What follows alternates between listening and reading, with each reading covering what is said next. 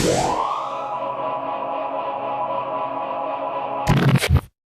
there everyone, and welcome to another update on the Enterprise E project. Today is update number 7. I hope that you had a great Christmas and that 2019 is starting out to be a great year for you. Today's episode, we've got some really good progress to show you on the Enterprise E. I'm really excited about what's going on with it, but I also have some show and tell for you today. The first item that I want to show you is in regards to the next project coming up, the Galaxy class and the Nebula class projects. We're going to be doing 2 projects at the same time because they require all the same parts and all the same basic process in working on it. So it's going to be done together. Over New Year's, we were away at my wife's family, and I knew that we were going to have a little bit of downtime, and I couldn't take my Enterprise E project with me because it's not in a state that I can really travel and work on it with. Couldn't do any Minecraft recording because I couldn't pack up my video computer, my gaming computer, and the whole setup and take that into any episode recording. So I took the saucer section of the Enterprise D Galaxy class and did a little bit of work on it. I'm going to show you that first. So first up on the show and tell is the saucer section of the Enterprise D or Galaxy class or Nebula class saucer, whichever one this is going to be, I don't know. I'm working on the 2 at the same time. So what I'm doing is I'm starting the process of masking the windows that are going to be lit on the outside of the ship. And there is no masking set for this for these windows. I did speak to the masking master himself, Mr. Lou Dalmaso, and asked if he did have any masks for the windows, and he said that really this kit is the white whale of masks as far as window masks are concerned. The windows are simply too narrow and too small to cut properly on a vinyl plotter, and it's just not possible for him to create the masks for it. I did also ask if just straight cut windows without the curve on the outside of the masks, like on the each end of the masks, would be easier. And he said again, too small for him to work on for his plotter to plot. So what I'm doing is I am hand cutting little pieces of electrical tape around the right size of the windows. That's not precise. It's not exact by any means.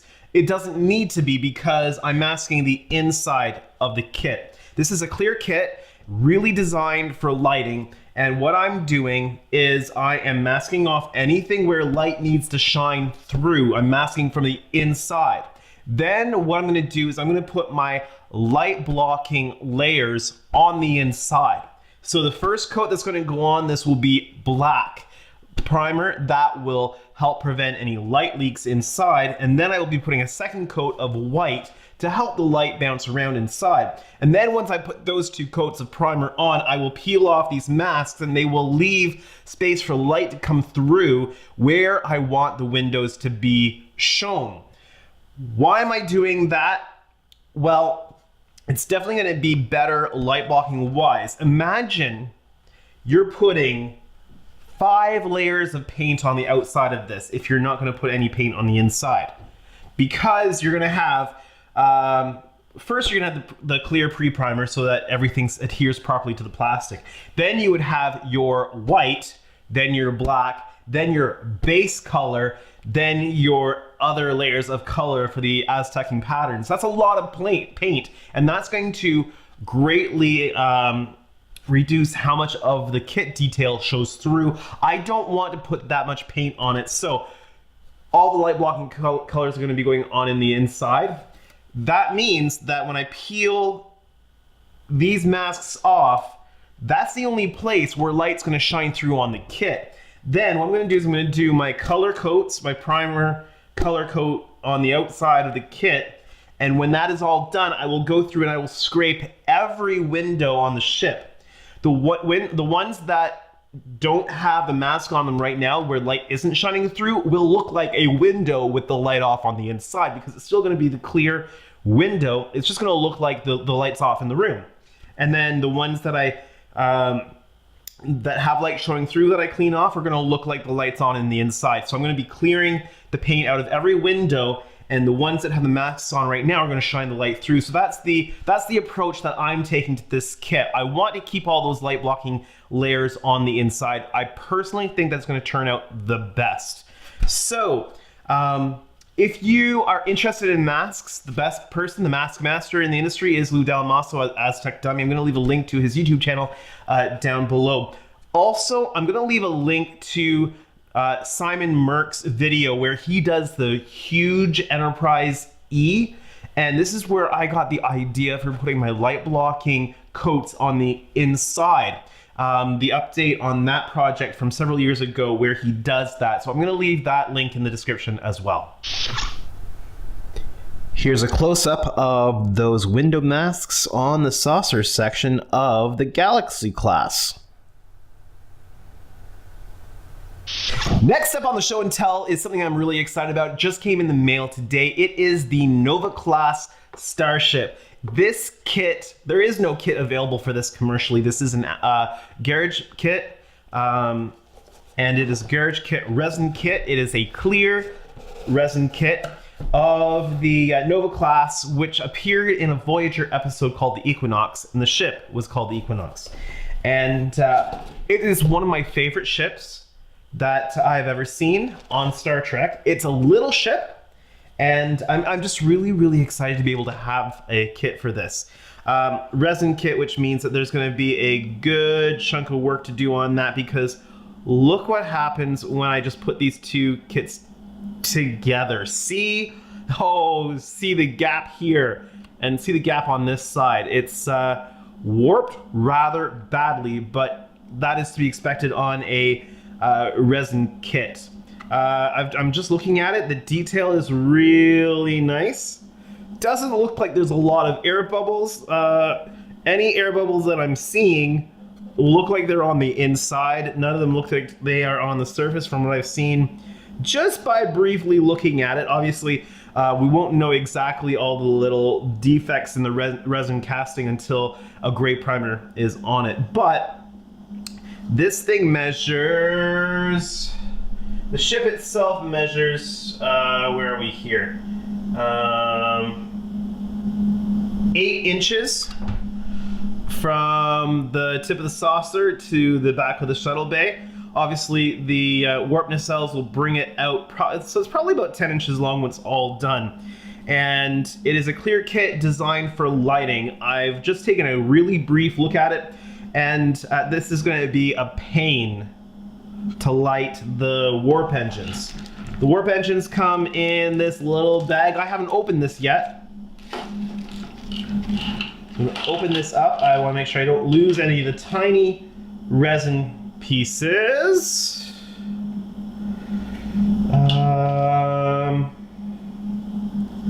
Is this going to be a case of a left, right thing? I don't know. Looks like there's going to be some work to do on matching these up as well. Essentially, they're just half and half. Yeah, there's going to be some pairing work to be done on that. One, they're really small. They're absolutely tiny. It's going to be interesting getting some lighting in there, but also the pylon is 1, tiny, 2, narrow, and 3, a solid piece. So I'm not quite sure how I'm going to get I'm not even sure how this thing is supposed to attach. Anyway, that's going to take some playing around with to see just how this thing attaches. But there is nowhere to run wires. There's just nowhere to run wires. What I'm wondering is whether I can actually do a recast of this and embed wiring directly into a recast of these things. I don't know. That's gonna be really interesting. This is the first I've actually really taken a good look at it, but I'm super excited to have this kit, and it's gonna be lit very simply, I think. Simply because there's not a whole lot of space inside here. There's going to be enough space to get some key core lighting in there for windows. deflector dish, that kind of thing, but not a whole lot. It's a tiny kit. But I absolutely love this ship, so I'm super excited to have this. Just looking at the decal set for the Nova class ship, they are aftermarket decals, obviously, because this is a garage kit. So printed on decal paper, but the resolution is really good. They're nice and clear. Hopefully they go on as well as how nice they look. So really nice looking decal set along with this kit. So these are the main components of the Nova class starship. You can see that the main body is simply two pieces that are split in half.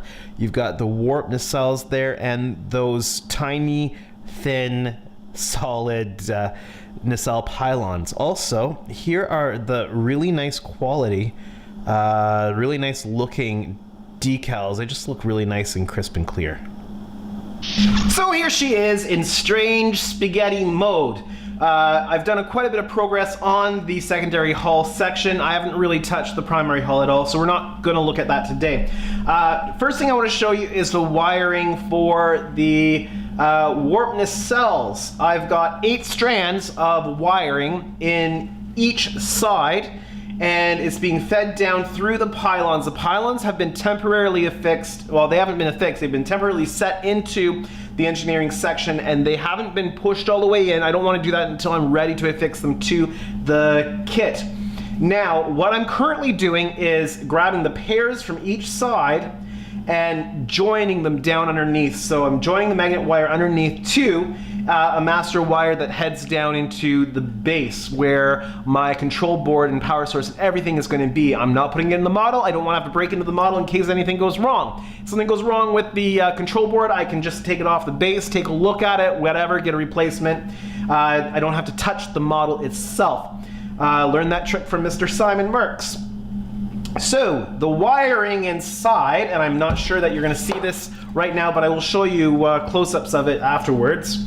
The wiring is coming in from both sides, and I'm taking, for example, 1 and 1 on one side, because there's 8, so the 1 through 8. So I'm taking 1 from port, 1 from starboard, and I'm joining them up in here to the master wire, which is going down through the post here. There are 8 wires going into the warp nacelle. The reason for that is that I'm using an effects board for the whole ship, which includes a feature for the Bizarre collectors. I have the lights that came in the kit for that, which I accidentally blew. Thought the resistors were close to the LED bulbs. They weren't. Apparently, it's resisted on the board. So when I went to test, I tested at 9 volts, blew the LEDs right away. But that's not really an issue because this wiring and this setup's probably not going to be good for me using in this kit because the warp nacelles are simply so small. There's such little space to work in. Let me grab this to show you here. So here is the warp nacelle for this side. And it looks like I need to tighten this up a little bit. There we go. Unlike many of the starships, the nacelles for this ship are molded with the seam on the top and bottom.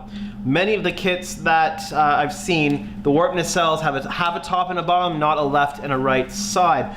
So what I'm doing is I'm going to temporarily just sit half of the nacelle on top of the pylon, feed the cables through. Then everything that I need to do inside, for example, here is a piece I'm working on cut out of styrene that is going to have the side glow fiber sitting on top of it with the LEDs attached, and the wiring is going to be attached to the bottom, so it's all nice, neat, and tidy. Space is at a premium inside these nacelles. So this is going to sit on top. The whole unit as an assembly will go inside and be affixed to half of it. Then I'm going to have to put my new wired up LEDs in here and figure all this out. Also, I'm going to have to run an LED out the back for the blinkers. And as you can see, not a lot of room, so it's not an issue that yeah, that this doesn't work because I want to attach the LEDs directly to these thinner wires anyway, just to save on some space. So what I'm going to do is I'm attaching side 1, side 2 together to a single wire master going down into the base, and then I'm pulling back. You see there's a couple longer strands here. Those are the 2 that I've already done. I'm pulling them back up so all the excess wiring is up here, so I have lots to work with. I'll trim off whatever I don't need, hook everything up, and hopefully it'll be a nice tight fit. Not too tight that it's going to pull and break, but just tight enough that I'm going to have enough room for everything that I need. So that is the progress that I'm making on the warp nacelles. Really looking good. I'll show you a close-up on that now. So here's a close-up look at the joining sections of the 2 sides. You can see that the 2 sides are being joined in together. Then they're soldered to a single strand that's going to go down the post on the stand, and that has been covered in shrink wrap to protect the shrink tube, actually, to protect the joints so that they don't get pulled apart. I've turned on the interior lighting so that it'll show up inside there. Next part of the ship that I've been working on is the deflector dish. Now, I've got the clear piece painted with the Alclad transparent yellow, and I've put enough layers on that I get the real amber color that I'm looking for on the deflector dish there. It's glued into place. Now, this piece really doesn't fit well into the kit. It was such a pain trying to get it in. It just simply would not fit. So what I ended up doing was taking my Dremel, and you can't see it right now. I'll show you in the close-up, but I've had to grind out a chunk of the engineering section here so that this piece will actually fit in there well. The lighting, I've started working on the lighting inside the engineering section here, and what I've done is I've got some core lighting in. 2 out of 3 core lighting pieces. I'm pretty sure I want to add a third in here, and hopefully I'll be able to show that to you in the close-up. So there's an LED strip on the underside of this piece here. There's also an LED strip that I probably won't be able to show you. I don't think there's really any way, but it's in the back section here to get the back section lights lit up as well as possible. I'm also going to try to get one on the underside here. I'm not putting an LED light on the deflector dish. I don't want it too bright. I just want that really nice amber glow. So I'm thinking the way I've got it set up here, the core lighting should be enough just to give the glow that I need on the deflector dish. I am going to be using the Photo Etch aftermarket kit on the deflector dish so that I get the really nice separated solid parts and the glowing parts. If you go to First Contact, see where they're disengaging the deflector dish when the Borger are trying to build a beacon on it, you'll see what I'm talking about. There's just sections that are glowing on it. So the Photo Etch kit should really work out really nicely on that. So what you're seeing here is the section I had to clear out in order to make the fit happen on the deflector dish housing. So this area here had to be rounded out using the Dremel in order for that piece to fit in. Also, you can see the LED light strip in the back there. Here's a close-up of the core lighting on the engineering hull. I still really think that it needs another set of lighting somewhere along the bottom here near the point where the stand is going in. I'm just not quite sure how I'm fitting that in, but in normal lighting situations, it's looking fairly decent, especially close to where the lighting actually is. Let me turn the overhead light off here and give you a better look that way. Okay, here are the windows in low light settings, and I'm really happy that they're not too over the top. One of the problems sometimes is that windows just look like they're completely out of scale. You want them to look in scale for the size of the ship, which means you don't want them glaring. So I'm really happy with the way that that looks. So that's everything that we have for this update today. I'm really excited with the progress that we've been making. I hope that you've enjoyed it. If you did, make sure you hit that like button. If you're new to my channel or you haven't done so yet, make sure that you've subscribed. You'll make me very happy. Also, why not check out my Minecraft channel if you're interested in that kind of thing. But for now, this has been Andrew with another update on the Enterprise E project. Have a great day, everyone.